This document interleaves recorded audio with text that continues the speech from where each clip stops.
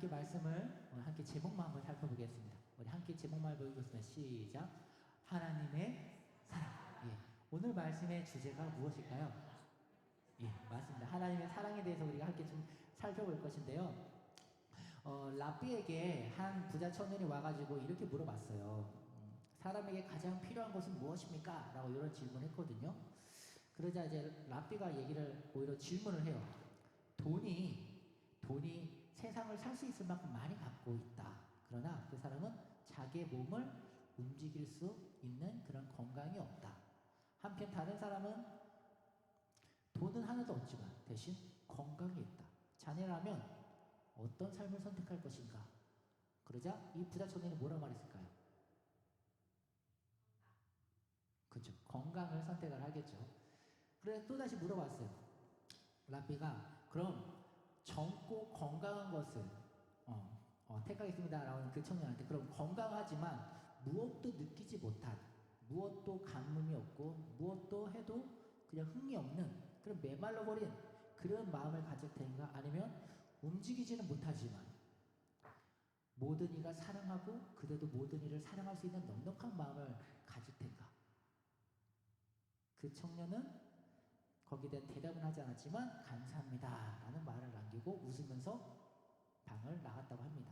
어떤 선택을 하셨을 것 같습니까? 여러분은 그러면 어떤 선택을 하시겠습니까? 생각해 볼 필요가 있죠. 왜냐?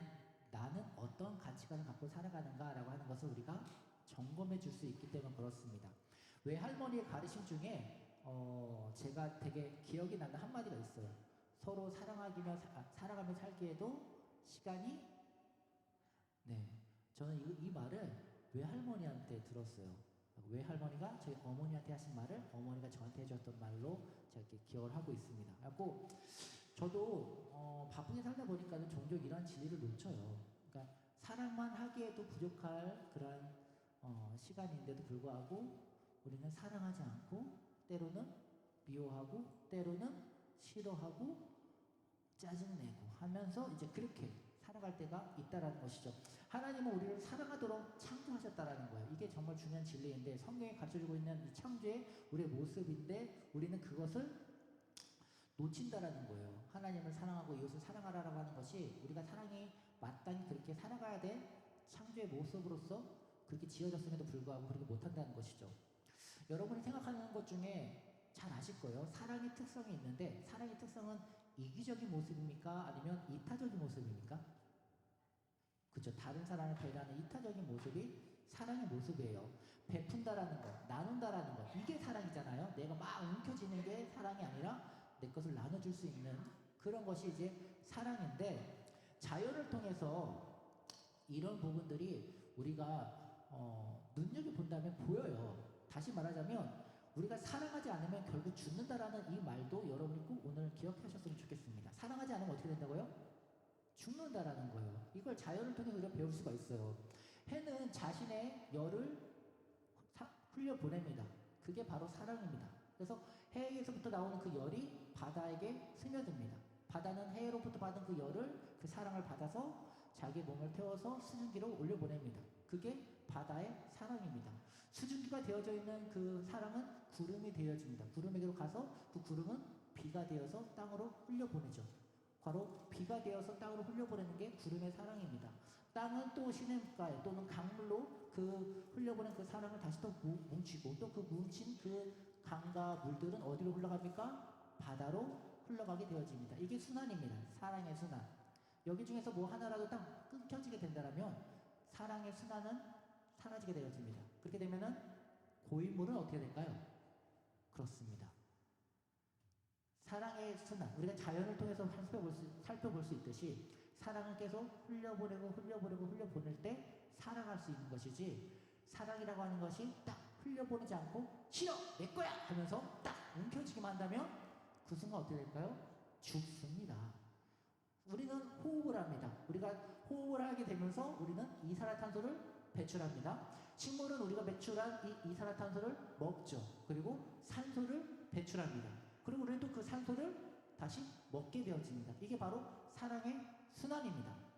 안 돼, 이건 내 거야, 이 이산화탄소는 내 거야 하면서 비닐봉지를 딱 써가지고 내가 누구한테 안 줄 거야. 내가 한 거 내가 먹을 거야 하면서 산소를 후 하고 이산화탄소를 또 마시고 하면은 그 사람 어떻게 될까요? 죽어요.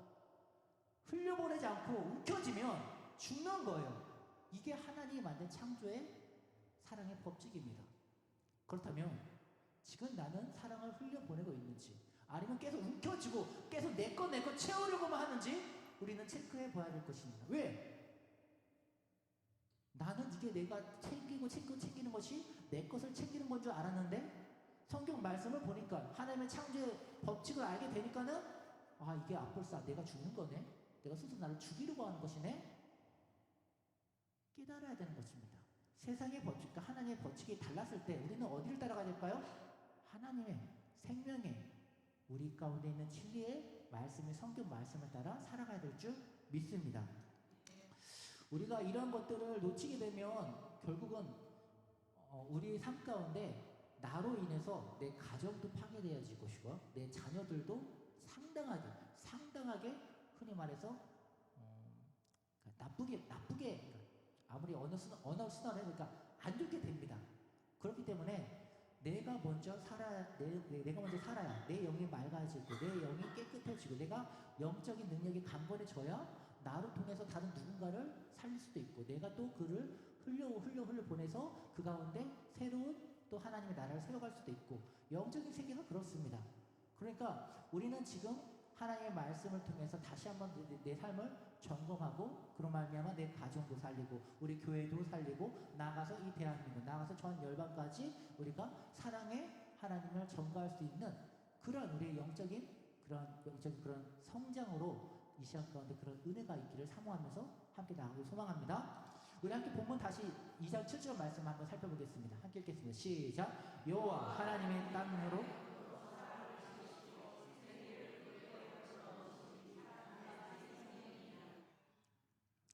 아멘.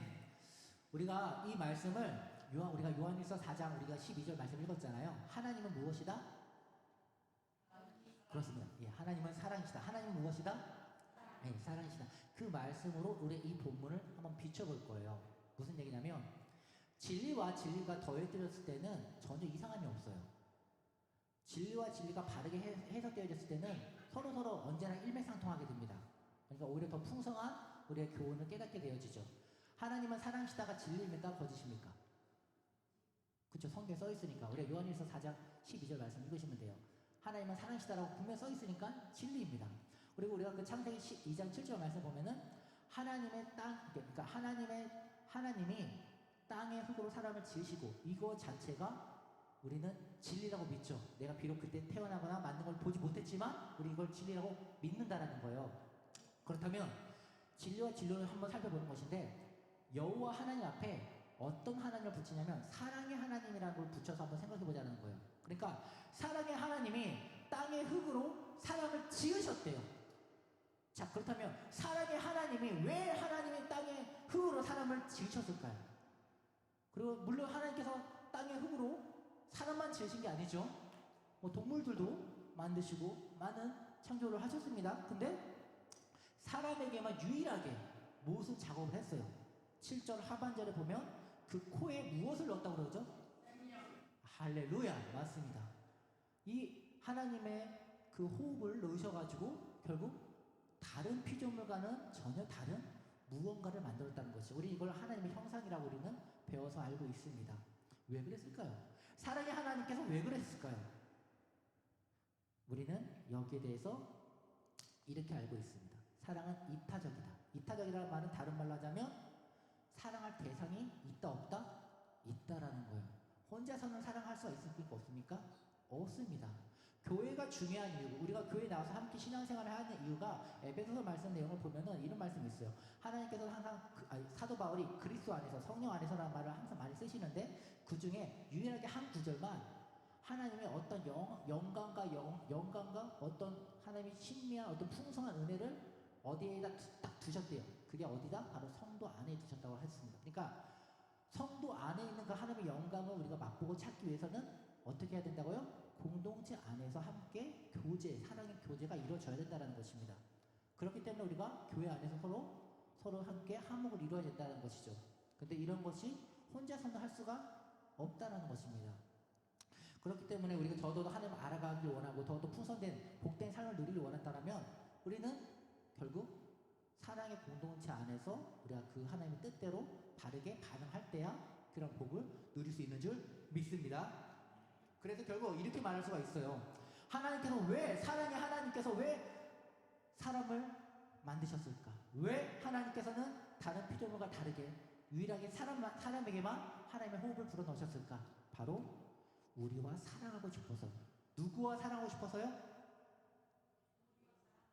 아, 여기서 센스 있으신 분은 자기 이름을 넣는데, 자, 누구와 사랑하고 싶어서? 할렐루야. 예, 그렇습니다.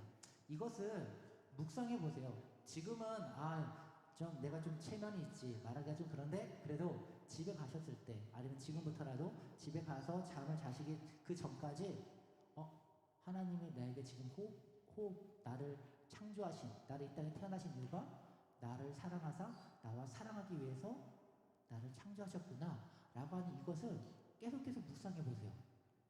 그러면 이 마음의 밭이 어떻게 변하게 됐는지 여러분은 경험하게 되실 것입니다. 하나님이 어떻게 이 마음을 그 순간 만지시는지 경험하게 될 것입니다. 우리는 머리로 하는 종교입니까? 아니면 만나는 종교입니까? 하나님을 만나는 종교죠. 우리가 요한일서 말씀을 깊이 다루진 않겠지만 오늘은 요한일서 보면은 알다라는 말이 38번이나 나와요. 그러니까 요한일서가 많지 않아요. 5장밖에 안 되는 그 짧은데 거기에 알다라고 하는 말이 되게 많이 나온 거예요. 그러니까 어마어마하게 많이 나오는 것인데 참고로 요한일서는 사랑하고 그다음에 믿음하고 그다음에 또 순종 이 세 가지를 되게 강조하는데 그 중에 압도적으로 많이 강조하는 주제가 바로 사랑이거든요. 그렇기 때문에 사랑에 대해서 하나님을 아는 것을 하나님께서는 되게 중요시한다라는 것이죠. 우리는 그걸 오늘 함께 다루게 될 거예요. 그래서 어쨌든 우리가 첫 번째 2장 7절 말씀 통해서 사람을 하나님께서 만드신 이유가 무엇이라고요? 할렐루야다. 자, 다시 한번 말씀드릴게요. 자, 하나님께서 이렇게 질문해보죠. 하나님이 나를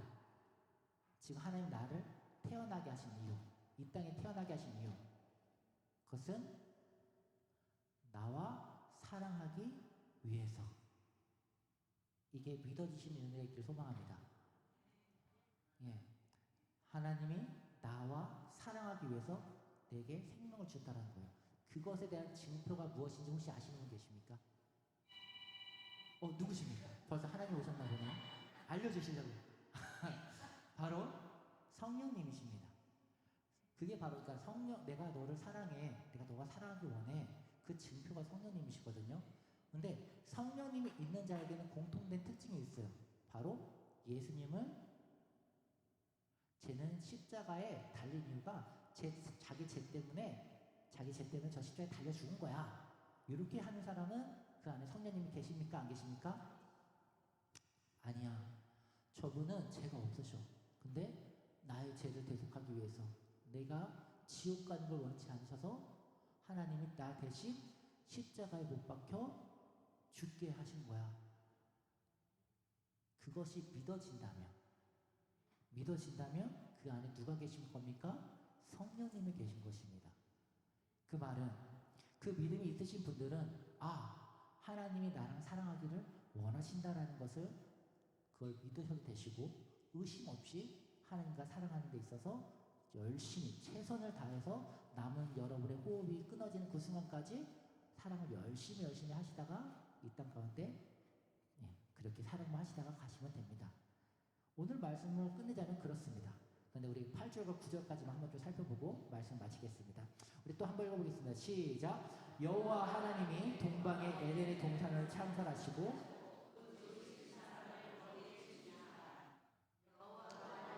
그 땅에서 보시기에 아름답고 먹기에 좋은 나무가 나게 하시니 동산 가운데에는 생명나무와 선악을 알게 하는 나무도 있더라. 아멘. 하나님이 우리와 사랑하기 위해서 우리를 만드시고 에덴 동산도 만드셨는데 여태까지만 해도 참 좋아요. 그런데 9절 말씀에 보면은 동산 가운데 딱 중앙에 뭐가 있다고 그러죠? 선악과 나무 열매 그리고 또 생명나무 그렇게 다 있는데 근데 하나님께서 어떤 나무 열매를 따먹지 말라고 하셨죠? 선악을 알게 하는 나무는 따먹지 말라고 하셨어요. 우리 예쁜 청년이, 우리 청년부에 있는 청년이 이런 질문했어요.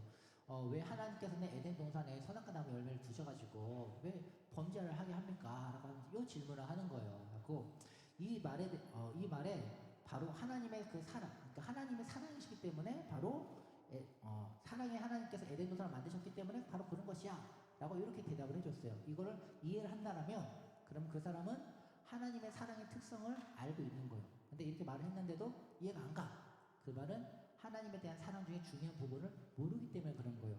그래서 자, 여러분 따라해 주셨으면 좋겠습니다. 참 사랑에는, 참 사랑에는 참 자유가 따라온다. 참 자유가 없이는 참 사랑도 없다. 이것을 여러분이 기억하셔야 됩니다. 왜냐? 이것을 모르면 하나님을 알지 못해. 하나님을 알 수가 없고 사랑도 알 수가 없어. 왜요? 하나님은 사랑이시기 때문에. 내가 알고 있는 사랑의 개념이 중요한 게 아니라 하나님이 되신 그 사랑이 어떤 사랑이신지 이걸 아는 게 되게 중요한 거거든요. 근데 그 사랑이 바로 에덴 동산에 그대로 담겨져 있습니다. 왜 하나님께서는 가운데 중앙에 딱, 그것도 제일 안 보이는 구석에 놔두지 않고 어디에서 사방에서 어디를 둘러봐도 딱 보이는 그 중앙에다가 왜 선악과 나무 그거를 딱 만들어놨느냐? 그걸 꼭 꼬시려고 그런 거 아니냐? 아니요. 사랑의 하나님이시기 때문에 그런 것입니다. 제가 비유를 하나 드려드리죠. 여러분 요리를 이제 준비를 하시는 거예요. 사랑하는 남편을 위해서, 또한 사랑하는 이번엔 남편이 한번 해볼게요. 예, 아니면 자녀라도 상관없어요. 3시간, 4시간 동안 이제 그 생일을 맞아서 내가 이제 열심히 이제 준비를 한 거예요. 하고 재료부터 손질하면서 열심히 맛있게 해줘야지 하면서 제일 좋아하는 음식을 다 준비를 하고 있어요. 근데 이제 퇴근하면은 와서 이걸 줘야지 이렇게 했는데 전화가 때려 오는 거예요. 딱 보니까는 이제 남편 또는 이제 자녀분 딱 전화 온 거예요. 근데 이렇게 말을 하는 거예요. 내가 오늘 너무 힘들었다. 회사에서 직장에서 너무너무 고달팠고 시달렸고 힘들었다. 그래서 내가 좋아하는 거 음식이 뭔지 알지? 오늘 내 생일인데 내 좋아하는 요 음식을 집에 가자마자 딱 나오지 않으면 내가 오늘 집 엎어버릴 것이다. 그러니까 당장 해놔! 이렇게 말을 하는 거예요. 그 말을 들은 여러분이라면 처음에는 사랑으로 열심히 해갖고 다 준비를 하고 있었었는데 그 말을 듣는 순간 그 음식들이 어떻게 보일까요? 안 좋아지죠? 아, 그래. 우리 사랑하는 우리 남편이 열심히 일했으니까는 내가 그러면 그래, 힘들었으니까 이렇게 이걸로 음식을 위로해주지. 이런 마음보다는 속에서 부글부글 하면서 그 음식을 보더라도 더 이상 사랑의 마음은 식어버릴 것입니다. 왜 그럴까요? 간단해요. 자유가 사라져버렸거든요. 내가 그거 처음에 했을 때는 내 자유로 내가 선택을 해가지고 내가 열심히 내 사랑을 남편한테 해줘야지 라고 하는 그 마음으로 했었단 말이에요. 그러니까 기쁨도 있었고 참 사랑의 모습으로 했었단 말이에요. 근데 거기에서 외부적인 자유가 깨져버렸어. 그 순간 자유가 깨져버린 그 순간에는 더 이상 사랑도 존재할 수가 없습니다. 참 자유가 없으면 참 사랑도 없습니다. 그리고 그 자리에 반항심이 생깁니다. 이런 일이 하나일까요? 아니요. 연인들 사이에도 있어요. 연인 사이에 서로 연애해서 서로 알고 잡고 사랑하면서 I love you, you love you 막 이렇게 서로 하다가 갑자기 이제 남자가 그래 이제 우리가 결혼해야지 이제 생각을 하면서 디데이를 잡고 프로포즈를 했어요. 맛있는 멋있는 장소 뭐 10가지 다 알아서 조사한 다음에 분위기 좋게 다 갔어요. 마지막에 무릎까지 따당 꿇어가지고 다이아몬드 번지를 딱 앞에 보면서 나랑 결혼해주세요 라고 하면서 그랬어요. 그러니까 이 여자가 사랑하는 서로의 감정을 다 알고 있었기 때문에 당연히 승낙을 한 건데 좀 예쁘게 표현을 하고 싶어서 이렇게 말하는 거예요. 제가 대답하기 위해 잠깐만 생각할 수 있는 시간을 주세요. 참 예쁘게 말하죠.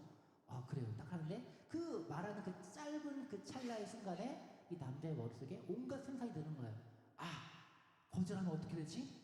지금 이 부분에 뭐가 마음에 안 들면 어떡하지? 막 갖가지 부정의 생각이 드는 거예요. 그러니까 불안하니까 결국은 품에서 총을 꺼내가지고 겨루면서 나랑 지금 당장 결혼하지 않으면 내 프로포즈를 받지 않으면 이 총으로 너도 죽고 나도 죽는 거야! 뭐 이렇게 위협을 해버리게 되는 거예요.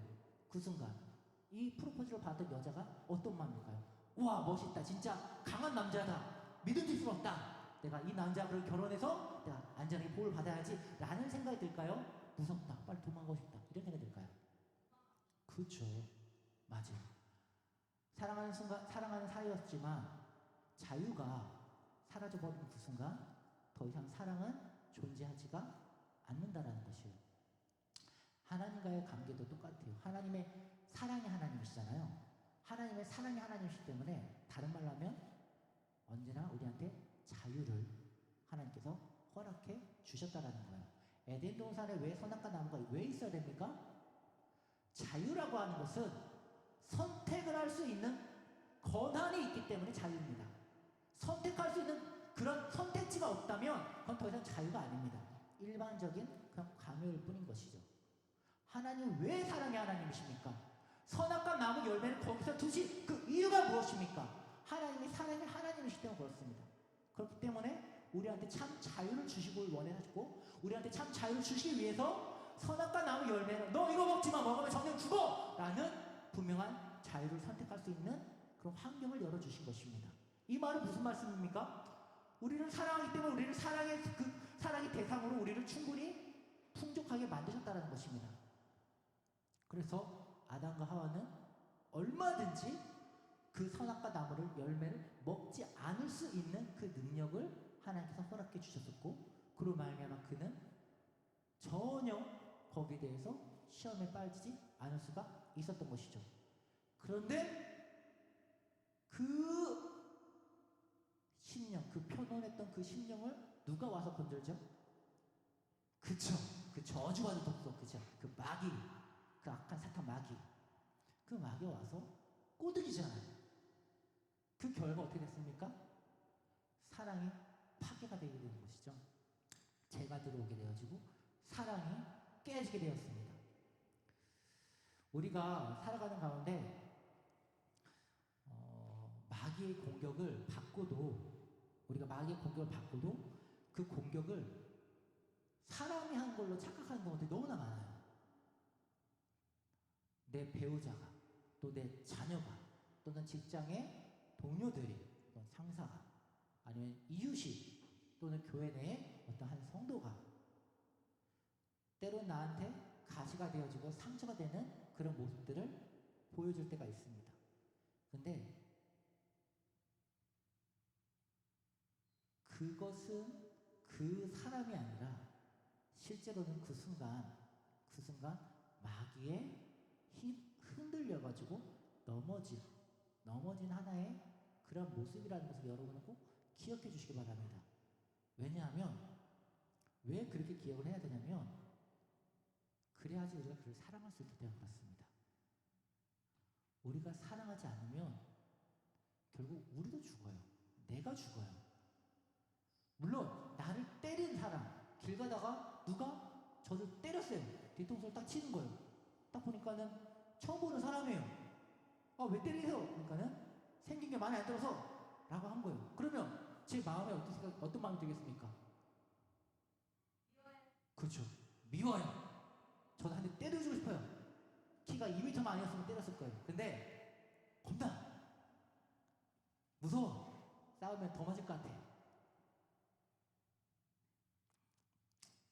그런데 내가 그 사람한테 마음에 있는 그 마음을 다 퍼붓는다면 너는 더 큰 사고가 나면 좋겠다. 너는 더 큰 화가 너한테 임했으면 좋겠다. 너와 관련된 모든 사람들이 다 망했으면 좋겠다. 라는 그런 마음들이 마구마구 생겨나게 되는 것이죠. 그렇게 해서 실제로 그런 일이 발생했다고 한번 가정을 해볼게요. 근데 이런 격언이 있죠. 내가 상대방의 무덤을 팠으면 그 옆자리는 누구의 무덤이다? 내 무덤이다. 결국 같이 죽는 거예요.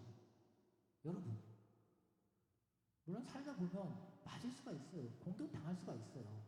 피해 당할 수가 있어요. 내가 잘못해서 그렇게 당하면은 어느 정도 이해가 돼. 근데 내가 잘못하지 않았어. 오히려 내가 다른 사람을, 그 사람을 도와줬었어. 근데도 배은망덕하게 나를 공격했어. 그러면 진짜 철천지 원수가 되는 것이죠. 믿은 사람한테 오히려 진짜 등짝에 칼을 찍히면 그것만큼 억울하고 한이 되는 게 정말 어떤 일이 있겠습니까?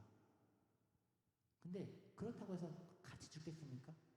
아니잖아요. 같이 살아야죠. 내가 살아야 내 가족이 살잖아요. 내가 죽어버리면 가족이 참 좋아하겠습니까? 하나님이 좋아하시겠습니까? 누가 웃습니까, 결국? 결국 마귀가 웃어요. 아이고. 그렇죠. 그러니까 우리는 어떻게 해야 됩니까? 같이 살 수 있는, 같이 함께 사랑할 수 있는 그 선택지를 골라야 된다는 것입니다. 그러기 위해서 우리 마음 가운데 사람을 미워하지 말고 죄를 미워할 수 있는 그러한 분별력으로 갖고 우리가 항상 살아가야 된다는 것입니다. 그러기 위해서는 항상 우리가 코드를 하나님께로 집중하셔야 됩니다. 항상 예배 가운데 그래 내가 오늘도 말씀을 통해서 어제보다 오늘 좀 더 하나님의 사랑에 더더더더 조금씩 나를 맞춰가고 있는 것이야. 하나님께서 나를 이 시간 만져주고 계신 것이야 라고 하는 그런 믿음으로 우리가 점점 예배 가운데 나아가게 된다면 어느 순간 분명 지금 또는 일주일 후에 또는 한 달 후에는 전혀 변한 건 없어 보여요. 여전히 똑같아 보여요. 그런데 3년 후에도 그럴까요? 10년 후에도 그럴까요? 아니요. 3년 후에는 10년 후에는 분명히 달라져 있는 우리의 모습이 될 것입니다. 그때는 세상 가운데도 결코 흔들림 없이 하나님의 사랑을 강하고 능력 있게 전할 수 있는 우리가 되어 있을 거라고 정말로 믿습니다. 말씀을 마치겠습니다. 나는 지금 사랑하며 살고 있는가? 우리 이걸 살펴봐야 됩니다. 결국 우리가 예수님께로 돌아와야지만, 이런 사랑으로 돌아와야지만 우리가 하나님이 만들어졌던 그 설계의 모습대로 살아갈 수 있다는 것을 꼭 기억해 주시고, 나는 원수를 미워하며 사는 그런 삶이 아니라 원수조차도 사랑할 수 있는 그런 사랑의 원자 포탄 될 수 있게 달라고 우리 이 시간 함께 기도하도록 하겠습니다. 사랑 가운데